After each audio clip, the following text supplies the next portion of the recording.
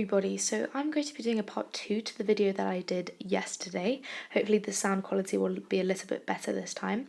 We're going to be doing the same paper, Physical Education Component 1, Fitness and Body Systems. I will mainly be working on long answer questions, and I will also be posting another video about 9-mark questions. Now this might not be useful to some of you, but I have my P.E GCSE tomorrow, paper 1 and paper 2, so it's more helping me than helping other people, but if you do find this helpful, then I am glad.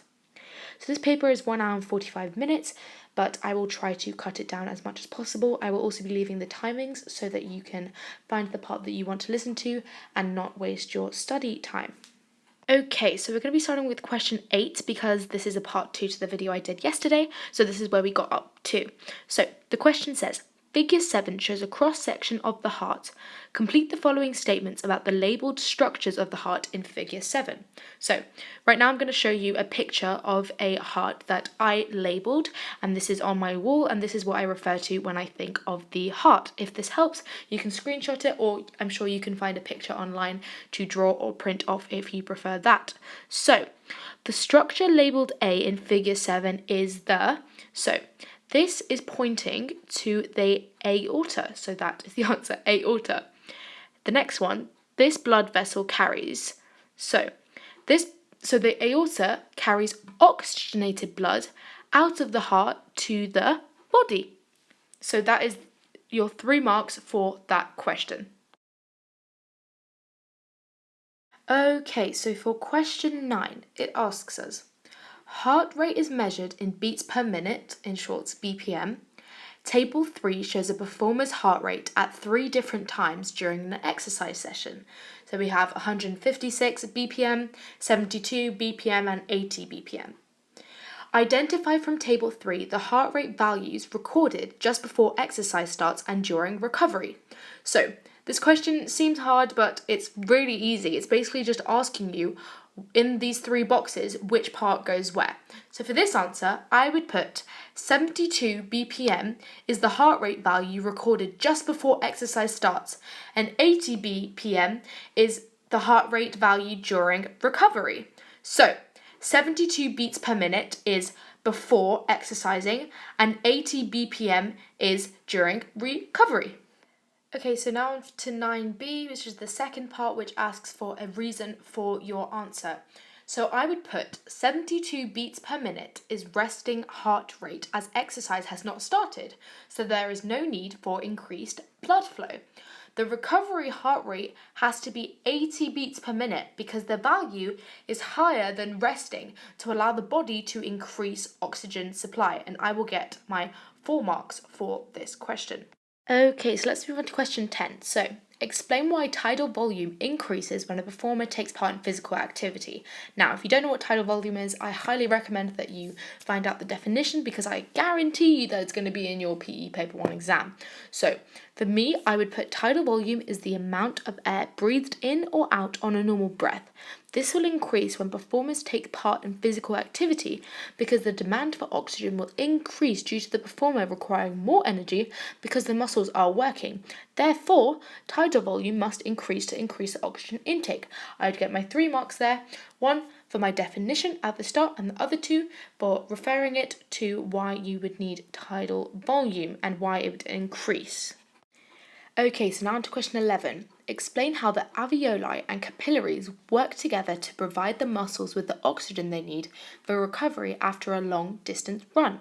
So, for this question, I would put, in recovery, breathing rate will still be high, which means that the alveoli have a high concentration of oxygen and the capillaries will have a low concentration because the oxygen is being transported to the muscles. Due to the concentration gradient, oxygen diffuses from the alveoli to the capillaries, and because they are both 1 cell thick, the oxygen has a short diffusion distance. The capillaries allow the oxygen to be transported to the muscles, which aid recovery.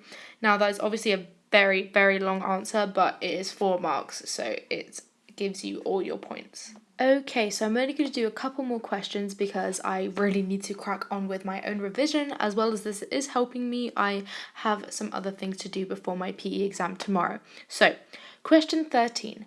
Muscular endurance and body composition are components of fitness. You really need to know the components of fitness for your exam. It's probably one of the most important topics. So, for this question, I would put a 100-meter sprint has a very short duration, and so muscular endurance would not that important because the athlete did not need to use their muscles over a long period of time. But it may be useful in recovery stage because it will mean recovery would be quicker. There are 3 marks for this question, and this gives you all 3 marks. And for part 2 of this question about body composition, I would put body composition is important to sprinters. They need to have a lot of muscle to provide power, and they don't want a lot of fat because their excess weight would slow them down. So, sprinters need exactly the right ratio of muscle to fat, which means that body composition is very important. So in total for this whole question, you would have 6 marks, 3 for the muscular endurance section and 3 for the body composition. And for the answer I said, you would get your total of 6 marks for question 13.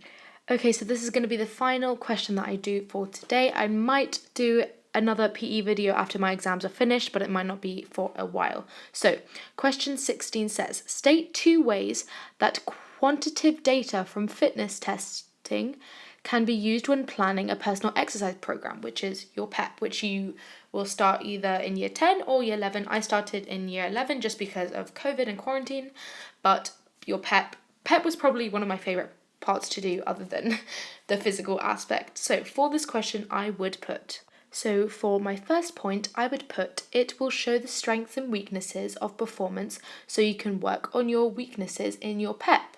This is really important to find out what you're good at and what you weren't good at so that you can improve, because otherwise nothing is going to happen. You're not going to lose weight. You're not going to do whatever your aim is in your PEP. So that is your first point. And then finally, your second point is it shows current levels of fitness so you do not overwork yourself in your PEP. It is really important not to overwork because that can increase chance of injury, and it is important to factor in rest into your PEP, into your training program, because rest is vital. So that is question 16, and those are your 2 marks for that question. Okay, so that was the end of this paper. That is all I will be doing on this paper. I might make another video in the future of a different paper, but my PE GCSE is tomorrow for paper 1 and paper 2. So I'm going to spend the rest of today revising that and tomorrow morning. So if anyone has any PE exam coming up, or if you're watching this, then please make sure you read all the questions, and good luck to everyone, and I hope everyone's staying safe in quarantine.